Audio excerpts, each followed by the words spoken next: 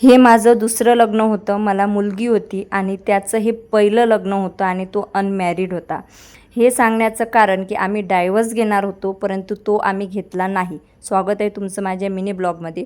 सकाळी गॅलरी स्वच्छ केली, मला जे पार्सल आले होते ते व्यवस्थित लावले, फर्निचर स्वच्छ केलं आणि मेलेलं झाड काढून टाकलं. 2 वेळा दूध आलं, ते फुटून गेलं. आणि असंच आपल्या आयुष्याचं असते.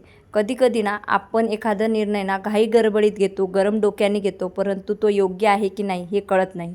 आणि योग्य आल्यावर देवाला जर ते नातं जोडायचं असलं ना ते जोडतेस. एका बायकोला काय हवं असते? प्रेम, आदर आणि थोडंसं तिला महत्त्व दिलं पाहिजे. परंतु तो हेच करत नव्हता. त्याच्यामुळे मी त्याला सोडण्याचा निर्णय घेतला होता आणि 2 मुलं घेऊन सगळ्यात अगोदर मी एकटी पुण्यात आली. हळूहळू माझी कामं वाढली, माझ्याकडे सर्व काही आलं आणि कालांतराने त्याने त्याची चुकी एक्सेप्ट केली. त्याने ड्रिंक वगैरे सोडलं आणि मुलाकडे लक्ष दिलं आणि आता तो माझ्यावर भरपूर असं प्रेम करतो. म्हणून डायव्हर्स कॅन्सल झालेला आहे आणि आता सर्व काही सुधारलेलं आहे. मला प्रत्येक स्त्रीला एकच सांगायचं आहे, नातं तोडताना 10दा विचार करा. कारण कसं आहे, आपल्या मुलांना बाप भेटू शकत नाही. आणि अशी होती आजची स्टोरी. पुढील स्टोरी नेक्स्ट भागात सांगते.